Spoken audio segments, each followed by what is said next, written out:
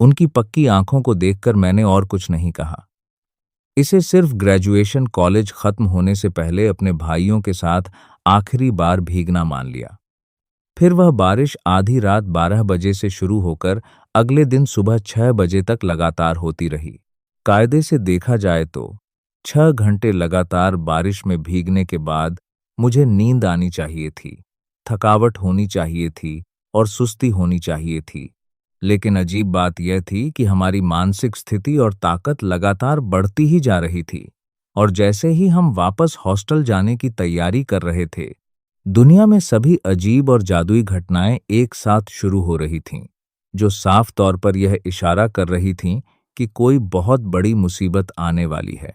हमें आम जनता के समझने और हलचल मचाने से पहले ही जितनी जल्दी हो सके खाने पीने का सामान इकट्ठा करना होगा। भले ही हमारा अंदाजा गलत निकले, तो ज्यादा से ज्यादा क्या होगा, हम इस सामान को कुछ सालों तक खाएंगे।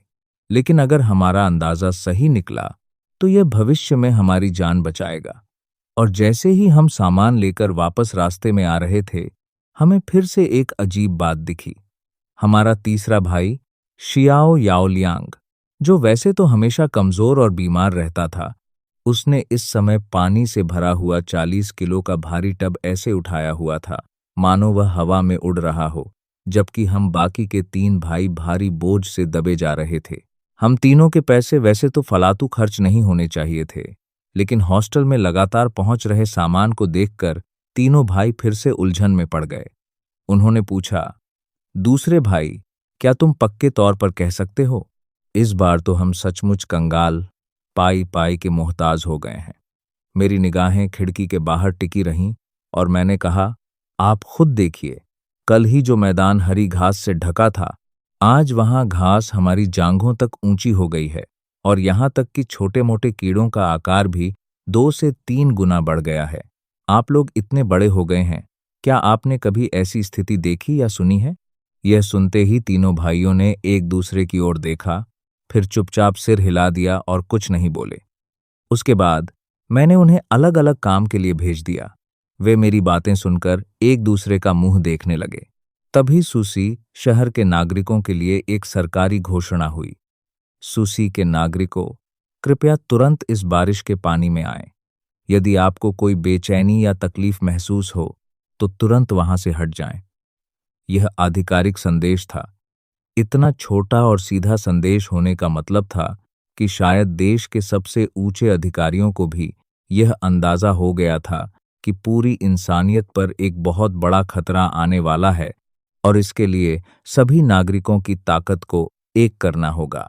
मुझे पूरा भरोसा हो गया कि मैंने अपने दिमाग में 500 क्यूबिक मीटर का एक जादुई वर्चुअल स्पेस आभासी जगह खोल लिया है। इसके बाकी बचे आधे हिस्से की बात करें तो वह गेम के एक इंफॉर्मेशन पैनल स्टेटस बोर्ड की तरह काम करता था। मुझे बस उन तीनों भाइयों की तरफ देखना होता था और उनके सामने उनकी ताकतों और कमियों की पूरी जानकारी एट्रीब्यूट्स लिखकर आ जाती थी। और भी अजीब बात यह थी कि जब मैंने खुद को शीशे में देखा, तो मुझे अपनी खुद की ताकत की जानकारी भी दिखाई देने लगी। फिर मैं खिड़की के पास गया और मेरा चेहरा गंभीर हो गया। तभी एक और मैसेज आया, जियांगचेंग सुरक्षित आश्रय सेफ शेल्टर का शुरुआती काम पूरा हो गया है। कृपया अपना सामान लें और कल सुबह सेना की सुरक्षा में लाइन लगाकर इस अस्थायी आश्रय में आ जाएं। यह देखकर हुआ लोचेन्नी की आंखें चौड़ी हो गईं। उसने कहा, दूसरे भाई, तुम सचमुच कमाल के हो। जियांगचेंग यूनिवर्सिटी के सबसे जीनियस दिमाग के लायक बात की है तुमने। वे सभी बहुत एक्साइटेड उत्साहित थे। मैंने कहा, तो हम पहले मैदान में मौजूद उस अजीब मेंढक को देखने चलते हैं। यह सुनकर वेन यानचेंगई ने अपनी भौहें सिकोड़ लीं और कहा, दूसरे भाई, तुमने पहले ही तो कहा था कि उस मेंढक में जहर हो सकता है और उसके पास आसानी से नहीं जाना चाहिए। मैंने जवाब दिया, वह पहले सिर्फ एक अंदाजा था। वैसे अगर वह वाकई जहरीला हुआ तो हमारे लिए और भी अच्छा होगा। यह कहते हुए मेरी नजरें तीसरे भाई की ओर घूम गईं। शियाओ यूलियांग खुद पर नजर पड़ते ही थोड़ा घबरा गया और बोला, मेरी तरफ इस तरह क्यों देख रहे हो? मैंने यह कहने की हिम्मत नहीं की है कि मैं उसके पास जाने वाला हूं। चूंकि तुम्हें यह पसंद नहीं है तो चलो कुछ और ढूंढते हैं। फिर हम लोग हॉस्टल डॉर्मिटरी की बिल्डिंग से बाहर निकल आए। चारों ओर इतना घना कोहरा छाया हुआ था कि 50 मीटर से आगे का कुछ दिखाई नहीं दे रहा था। हर तरफ जंगली घास फूस उगी हुई थी और उनमें से कभी कभी कुछ अजीब कीड़े कूदकर हम पर हमला कर रहे थे। लेकिन इन कीड़ों का आकार थोड़ा बड़ा होने के अलावा बाकी कुछ खास नहीं बदला था। तभी अचानक एक तेज और नुकीली चीज चाकू की धार जैसे पैर ने मेरे सामने वार किया, जिससे बचने के लिए मैंने छलांग लगाई और हम चारों तुरंत बिखर गए।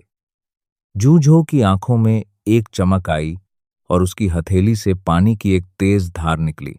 वह धार एक चालाक सांप की तरह उस विशाल मेंढक के नुकीले अंगों के पास से बचकर निकल गई और जैसे ही वह उस जानवर के पेट के नीचे पहुंची, उसने सीधे एक भारी हथौड़े की तरह उसके दिल पर वार किया। मैंने कहा, मैं पहले उस मेंढक की हालत देखकर आता हूं, फिर तय करेंगे कि क्या करना है। तभी मेरे दिमाग में उस विशाल मेंढक के बारे में जानकारी अपडेट हुई। नाम विशाल मेंढक, लेवल 1 म्यूटेंट उत्परिवर्तित जीव, स्थिति मृत, मिलने वाला इनाम लूट, तीखे पंजों के ब्लेड X2, एक अधूरा शुद्ध सोने का रत्न X1। यह देखकर मेरी आंखें चमक उठीं। मैंने मन ही मन कहा, मुझे लग ही रहा था कि गेम की तरह कुछ कमी है, तो असल में यहां मरे हुए मॉन्स्टर्स से लूट आइटम्स इकट्ठा करनी थी। यह कहते हुए मैं अपने वर्चुअल स्पेस की सोच से बाहर आया। अचानक मेरे दिमाग को आस पास दो इंसानों की मौजूदगी का एहसास हुआ। मेरा चेहरा गंभीर हो गया और मैंने कहा, यहाँ कोई और भी आ गया है। जैसे ही मैंने ये कहा, कोहरे को चीरते हुए सेना की वर्दी छलावरण पहने दो पुलिसकर्मी बाहर आए।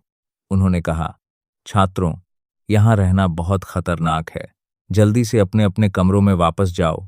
चोटों से सुरक्षित जूझो ने उन्हें अपनी जान बचाने वाले देवदूत चौसिंग की तरह देखा और बोला, पुलिस अंकल, आप लोग बिल्कुल सही समय पर आए हैं। हम अभी इसी राक्षस से लड़ने के तरीके पर बात कर रहे थे कि तभी अचानक, लेकिन हमारी तैयारी अभी पूरी नहीं थी। कल सुरक्षित आश्रय शेल्टर के रास्ते में कितनी मुसीबतें आएंगी और कितनी ताकत इस्तेमाल होगी, ये हमें नहीं पता था। इसलिए यहाँ फालतू ताकत बर्बाद करने का कोई फायदा नहीं था। मैंने पूछा, तो क्या आप लोगों ने इसे खत्म करने के लिए किसी क्षमताधारी सुपर पावर यूजर को नहीं बुलाया? वेन यान के बगल में खड़ी महिला पुलिसकर्मी ने इस बात पर कड़वी हंसी हंसते हुए कहा, हम्फ, क्षमताधारी? एक बार जब किसी क्षमताधारी का शरीर विकसित और मजबूत हो जाता है, तो इस मामूली लेवल के म्यूटेंट जीवों के सामने वे कटी हुई सब्जियों की तरह होते हैं। वे इन्हें गाजर मूली की तरह काट सकते हैं। वह मॉन्स्टर सब कुछ निगल जाएगा, इसलिए हमें उसे ज्यादा बड़ा होने से पहले ही खत्म करना होगा। हुआ रुओशु पहले ही उस पर हमला करने के लिए आगे बढ़ रहा था, लेकिन मैंने उसे पीछे खींच लिया और कहा, रुको, मुझे एक एक्सपेरिमेंट प्रयोग करना है। यह कहते हुए मैंने अपने जादुई वर्चुअल स्पेस से एक टॉर्च निकाली और सीधे उस विशाल मेंढक की तरफ भागा। मेरे 3 मजबूत साथी भी तुरंत मेरे पीछे पीछे आ गए, जबकि वे दोनों पुलिसकर्मी उन्हें देखकर दंग रह गए। वे सोचने लगे, इतनी तेज रफ्तार, कहीं ये लोग सचमुच सुपर पावर वाले तो नहीं हैं? इस समय मेरे एक हाथ में झाड़ू है, एक हाथ में टॉर्च है और मैं पूरी जगह की तलाशी ले रहा हूं। हमारी जादुई निगरानी की शक्ति स्कैनर ने उस मॉन्स्टर को 2 सेकंड के लिए अपनी जगह पर जमा फ्रीज कर दिया और बाकी तीनों भाइयों ने इस मौके का फायदा उठाकर उस पर ताबड़तोड़ हमला कर दिया। इस तरह हम चारों ने मिलकर उस विशाल मेंढक के खिलाफ लुका छिपी गुरिल्ला की लड़ाई शुरू कर दी। तभी एक पुलिसकर्मी दौड़कर अपने बूढ़े सीनियर ऑफिसर के पास गया और बोला, कप्तान, इससे पहले वाले विशाल मॉन्स्टर को खत्म कर दिया गया है, यहाँ तक कि 2 वानजू विशेष जातियों या अवशेषों को भी जब्त कर लिया गया है। यह सुनकर वेन यान के बगल में खड़ी महिला पुलिसकर्मी चौंक गई और बोली, वानजू? क्या तुम सचमुच उसी की बात कर रहे हो? मैंने देखा कि वह मेंढक उछलते हुए जैसे ही जमीन से सबसे ज्यादा ऊंचाई पर पहुंचा, उसके दिमाग में अचानक एक जोरदार मानसिक गर्जना गूंज उठी, जिससे उसका भारी शरीर सीधे जमीन पर आ गिरा। हम चारों साथी फुर्ती से उसे पूरी तरह खत्म करने के लिए आगे बढ़े। आखिरकार उस मेंढक की सांसें धीरे धीरे टूटने लगीं। उसकी पानी जैसी बड़ी बड़ी आंखें हमसे दया की भीख मांग रही थीं, लेकिन मेरे चेहरे पर उसके लिए कोई रहम नहीं था। ओह!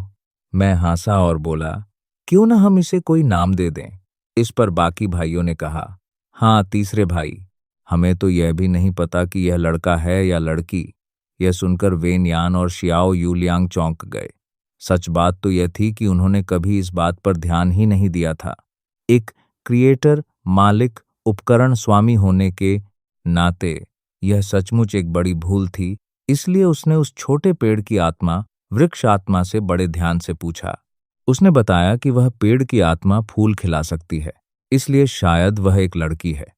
लड़की? तो क्या आप ही उसे कोई नाम नहीं देंगे? हम सब भी इसमें मदद करेंगे। हम चारों कुछ देर तक हंसते, मजाक करते रहे, लेकिन हमारी ये खुशी ज्यादा देर नहीं टिकी, क्योंकि छत पर अचानक कुछ अजीब और डरावनी आवाजें आने लगीं। तभी खिड़की के बाहर से एक बहुत बड़ी काली परछाई तेजी से गुजरी। मेरा चेहरा डर से सख्त हो गया।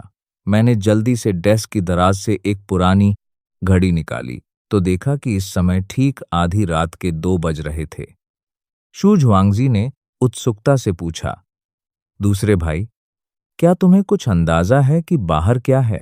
मैं हॉस्टल में बार बार नाम दर्ज कराने और इस कागजी कार्रवाई से थक चुका हूं। जैसे ही वह बोला, बाहर से किसी के जोर जोर से चीखने की आवाज आई और देखते ही देखते चारों हॉस्टल ब्लॉक्स में डर और घबराहट फैल गई। चेनिये ने अपने दोस्तों की रोने और मदद मांगने की आवाजें सुनी तो वह चिंता में आ गया और बोला, दूसरे भाई, क्या हमें उनकी मदद के लिए बाहर जाना चाहिए? थोड़ी देर यहीं रुक जाओ।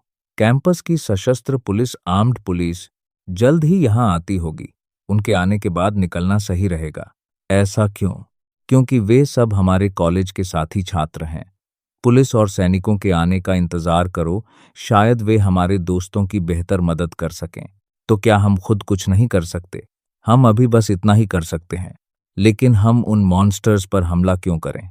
बस इसलिए ताकि दूसरे लोग हमें बहुत कमजोर या बेबस न समझें। ठीक 15 मिनट बाद सशस्त्र पुलिस की टीम 20 से ज्यादा सैनिकों और जासूसों के साथ वहां पहुंची और उस खतरनाक मॉन्स्टर के साथ एक भयानक लड़ाई में शामिल हो गई।